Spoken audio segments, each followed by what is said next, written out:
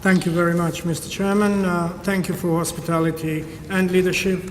Yesterday, we held another round of consultations with my Azerbaijani counterpart and the OSCE Minsk Group co-chairs, the 5th in a row, only for this year. In this respect, I will outline the position of Armenia on the key aspects of the peaceful settlement of the conflict. First, there is no alternative to the peaceful settlement of the conflict within the OSCE Minsk Group co-chairmanship, a format which is internationally mandated and supported. Second, the inalienable right of the people of Nagorno-Karabakh to self-determination represents a fundamental principle and foundation for the peaceful resolution. The recognition of this principle, not to be limited in the scope of determination for the final status of Nagorno-Karabakh, must be clearly and unequivocally accepted.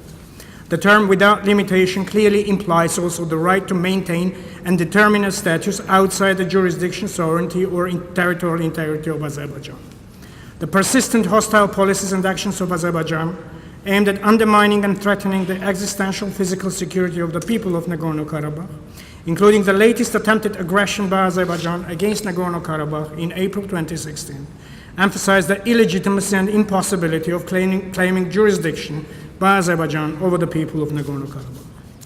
Azerbaijan must assume direct commitment to recognition of the right to self-determination of the people of Nagorno-Karabakh by way of legally binding free expression of the will of the people living in Nagorno-Karabakh, the outcome of which should have no limitation. Third, the security of the people of Nagorno-Karabakh will not be compromised. Under no circumstances, the people of Nagorno-Karabakh should be left without secure lines of defense. There will be no condition assuming a risk to existential physical security of the people of Nagorno-Karabakh, as it was the case in 91 to 94 and in 2016. To underline this point, I refer to the situation in the territories of Nagorno-Karabakh, presently occupied by Azerbaijan, in which Armenians were ethnically cleansed and territories were completely resettled by Azerbaijanis. This reality has recently been presented by the leadership of Azerbaijan as a good example of a settlement of the Nagorno-Karabakh conflict. Fourth, the peaceful settlement should be inclusive by directly engaging all the parties to the conflict. Therefore, Nagorno-Karabakh, through its elected representatives, should be a direct party to the negotiating process. In this respect, we emphasize the necessity of full engagement of the elected representatives of Artsakh in the peace process, particularly on the core issues of substance. The government of Armenia will never engage in any activities which can violate the right of the people of Nagorno-Karabakh to freely determine their political status or can deprive them of the ownership of this process. Fifth, the peaceful settlement cannot take place in an environment of tensions and risks of escalation. Therefore, the 1994 and 1995 ceasefire agreements concluded between Azerbaijan, Nagorno-Karabakh, and Armenia should be strictly adhered to and strengthened. Risk reduction mechanisms, including OSCE mechanisms investigating ceasefire violations and monitoring ceasefire regime, including by way of expanding the office of the PRCEO, should be implemented. Sixth, the basic principle of non-use of force or threat of use of force should be unconditionally adhered to. The policies of hatred, intolerance, xenophobia, Armenophobia, instigated and directed by the leadership of Azerbaijan, should be denounced. Efforts should be reinforced to prepare populations for peace and to establish an environment conducive to peace.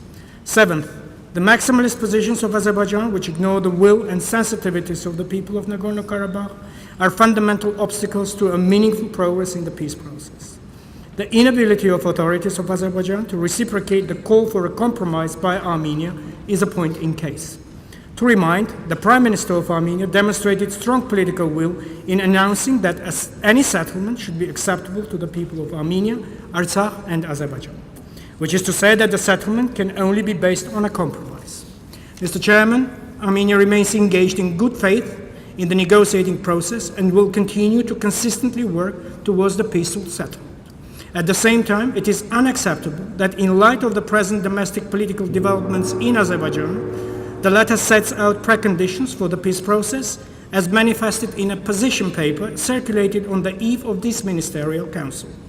Armenia rejects such a non-constructive approach. Finally, in the past month, we have demonstrated a modest and yet important example of confidence building between all the parties to the conflict.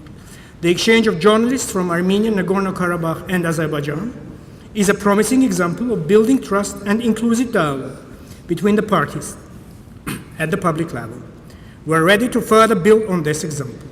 Also, the relatively low level of violence along the line of contact and the international border, as well as the use of direct communication line, should be sustained and enhanced.